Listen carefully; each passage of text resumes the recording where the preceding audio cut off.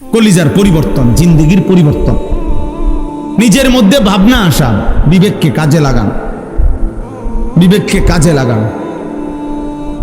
যদি কারো কাছে হালাল হারামের পার্থক্যই না থাকে, সে আর মানুষ থাকে না, সে আর মানুষ থাকে না, সে জানোয়ারে রূপান্তরিত হয়। কারণ একমাত্র জানোয়ারের স্বভাব এটা, যার মধ্যে হালাল হারামের কোনো অনুভূতি নাই, পাক নাফাকের কোনো অনুভূতি নাই, পবিত্রতা অপবিত্রতার কোনো অনুভূতি নাই, জানোয়ারের আখলা। এই জন্য তোমরা যে সমস্ত ছেলে পেশাব পায়খানার পরে ঢিলা কুলুক টয়লেট পেপার ব্যবহার করো না, ঠিক মতো পবিত্র হও না, তোমার এই আখলাক জানোয়ারের আখলাক, কুত্তা বিলালের আখলাক, এটা কুকুর বিড়ালের আখলাক, এটা ইনসানের আখলাক হইতে পারে না। কারণ পশু এবং জন্তু জানোয়ার, তার মধ্যে হালাল হারাম পাক নাফাকের অনুভূতি নাই। কুকুর না ঠেঙ্গালগি দিয়া পেশাব করে চলে যায়, কিন্তু একজন ইনসান মানুষ সে এমন হবে কেন? এই জন্য ধীরে ধীরে অসংখ্য মুসলমান আজকে টাকা রোজগার করে মাথার ঘাম পায়ে ফেলে, কিন্তু তার মনের মধ্যে এলো আমি আমার জিপুত সংসারের লাগিয়া এই কষ্টটা করতেছি। কিন্তু যাদের জন্য কষ্ট করতেছে তাদের চরিত্র, তাদের আখলাক, তাদের ঈমান, তাদের আমলের ব্যাপারে ওনার কোনো মাথা ব্যথাই নাই। উনি এমনি বলে তারার লাগিয়া কষ্ট করতেছে। আপনি তো আসলে সোফার লাগিয়া কষ্ট করতেছেন, আপনি একটা টাইলসওয়ালা বিল্ডিং এর জন্য কষ্ট করতেছেন, আপনি 20 শতক জমি কেনার জন্য কষ্ট করতেছেন, আপনি গোস্ত দিয়া ভাত খাইতেন কষ্ট করতেছেন। আপনি মূলত সন্তানের জন্য কষ্ট করেন নাই, বিবির জন্য কষ্ট করেন নাই। সন্তান এবং বিবির জন্য যদি কষ্ট কেউ করে থাকে, তো সেটা তার ইবাদত, তার আমল, তার বন্দেগী, তার আখিরাতের জন্য যদি কষ্ট করে, সেটাকে বলে কষ্ট, সেটাকে বলে কষ্ট। আর নাই তো এটা ভুয়া কথা, ভুয়া কথা, ভুয়া কথা। আপনি সারাটা দিন মাথার ঘাম পায়ে ফেললেন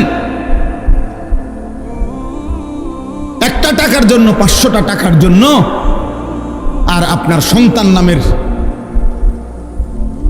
এই হাইওয়ান সে সারা রাত মোবাইলে উলঙ্গ ছবি দেখে, কোনোদিন ফজরের নামাজ পড়ে না।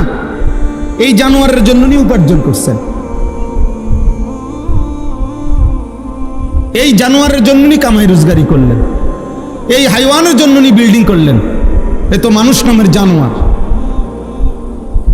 এ তো মানুষ নামের কুকুর। এই পশুর জন্য কি দরকার ছিল রোজগার করার? সে যেহেতু সব গুনাহ, নাফরমানি, অসভ্যতা করতে পারে, তাহলে তার হাতে ছেড়ে দেন। যেহেতু তুই সবই পারস বেটা, নারীও দেখতে পারস, ছবিও দেখতে পারস, উলঙ্গ নাচও দেখো, তুমি যেহেতু আল্লাহও চেনো না, রাসূলও চেনো না, সেজদাও চেনো না, নামাজও চেনো না, তো তুমি জানোয়ার, তোমার ছেড়ে দাও তারে, যে তার হাতে ছেড়ে দাও, যা বেটা।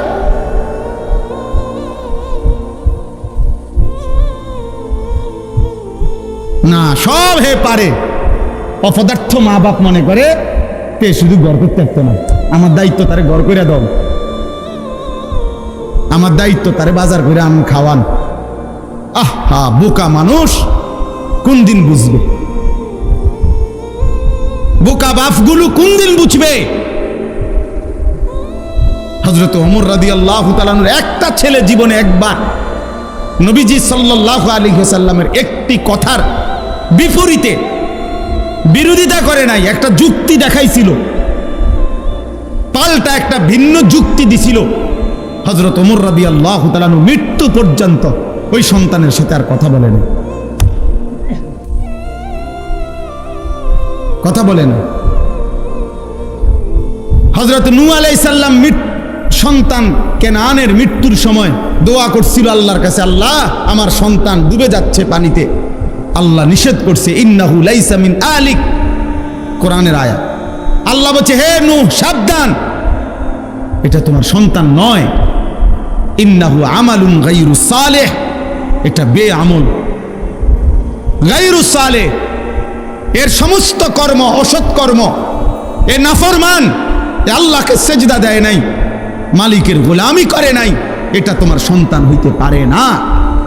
এজন্য এই ছেলে তোমাদেরকে বলি, বাবা তোমরা যারা নামাজ পড়ো না, তোমরা যারা চরিত্রহীন নারী, ছবি, উলঙ্গ দৃশ্য, মোবাইলের নাচ গান আর এই অসভ্যতা দিয়ে তোমাদের যাদের জীবন, তুই মনে রাখিস তুই কোনো মুসলমানের বাচ্চা না, তুই কোনো মোমেনের বাচ্চা না।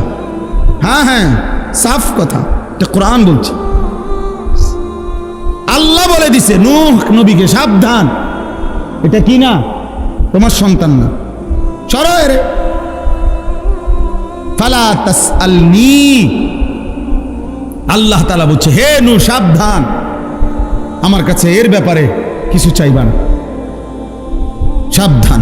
ফালা তাসআলনি, আমার কাছে কিছু চেয়েও না, হাত উঠাইবা না, নামো। নূহ আলাইহিস সালাম হাত নামায় ফেলছে, হাত নামায় ফেলছে। এজন্য বেঈমান মুমিনের সন্তান পায় না, নাফরমান ইমানদারের সন্তান হয় না। আল্লাহ আমাদেরকে বুঝ দান করে।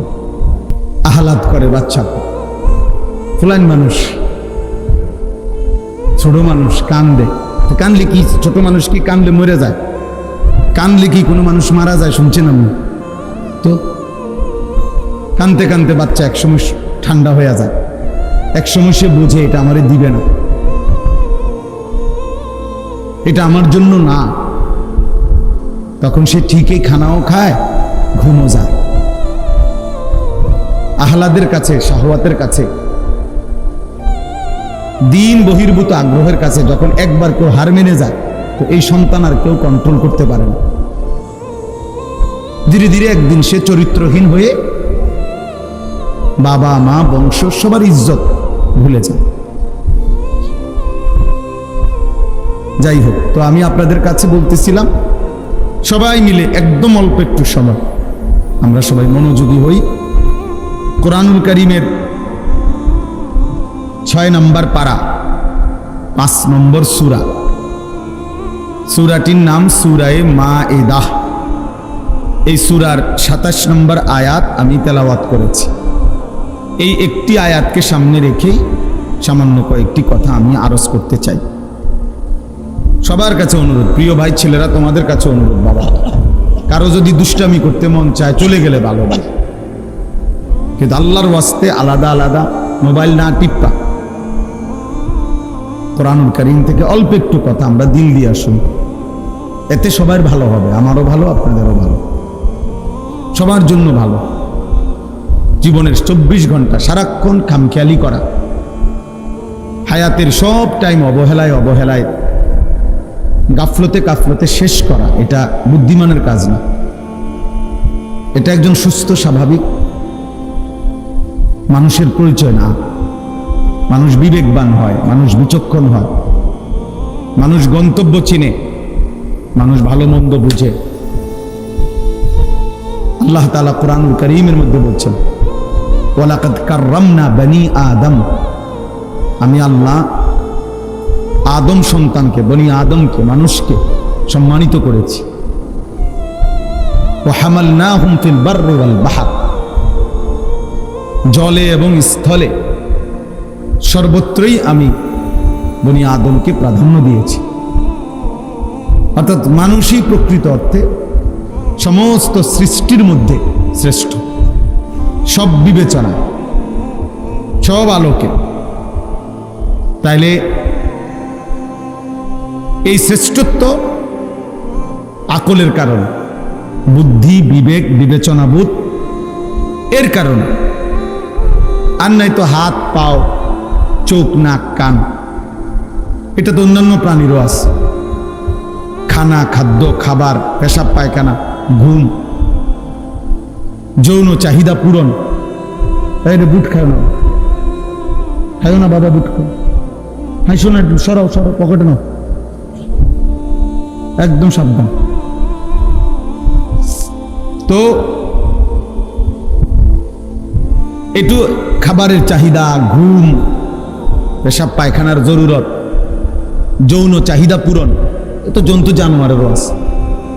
কুকুর বিড়ালেরও খানা খায়, ঘুম যায়, পেশাব পায়খানা করে, কুকুর বিড়ালও যৌন চাহিদা পূরণ করে, ফলে কুকুরেরও বাচ্চা হয়। তাহলে এটা কোনো বিষয় না। তাহলে মানুষের শ্রেষ্ঠত্ব, সে ভাত খায় এই কারণে না, সে ঘুম যায় এই কারণে না। মানুষের শ্রেষ্ঠত্ব আল্লাহ তাআলা তাকে পূর্ণাঙ্গ আকল দান করেছে, বুদ্ধি, বিবেচনা, বিবেক বোধ, আলো অন্ধকার, রোদ বৃষ্টি, সত্য মিথ্যা, করণীয় বর্জনীয়, উচিত অনুচিত, ন্যায় অন্যায়, এটা বুঝবার মতো একটা সক্ষমতা, আকল, দিমাগ আল্লাহ তাআলা দান করছেন। আর সেটা যেন বান্দা প্রয়োগ করে, মানুষ প্রয়োগ করে, এটা আল্লাহ তাআলা খুব চাইছেন। এই জন্য কোরআনুল কারীমের মধ্যে আছে ফাআতাবিরু ইয়া উলিল আলবাব, হে বিবেকবান, ফাআতাবিরু, তুমি উপদেশ গ্রহণ করো, তুমি একটু বুদ্ধি বিবেক খাটাও। আল্লাহ বলছে ফাআতাবিরু, তুমি একটু ভাবো, তোমাকে আমি আল্লাহ তাআলা আকল দিয়েছি। আল্লাহ তাআলা কোরআনুল কারীমের মধ্যে বলছেন আফা হাসিবতুম আন্নামা খালাকনাকুম আবাতান, তোমরা কি এই ভেবেছো যে আমি আল্লাহ তোমাদেরকে অনর্থক সৃষ্টি করেছি? ওয়া আন্নাকুম ইলাইনা লা তুরজাউন, তোমরা কি এই ভেবেছো যে আমি আল্লাহর কাছে তোমাদেরকে ফেরত আসতে হবে না? কি মনে করেন আল্লাহ তাআলা আমাদেরকে অনর্থক বানিয়েছেন? কথা বলেন, আল্লাহ তাআলার কাছে আমাদেরকে ফিরতে হবে না? তাইলে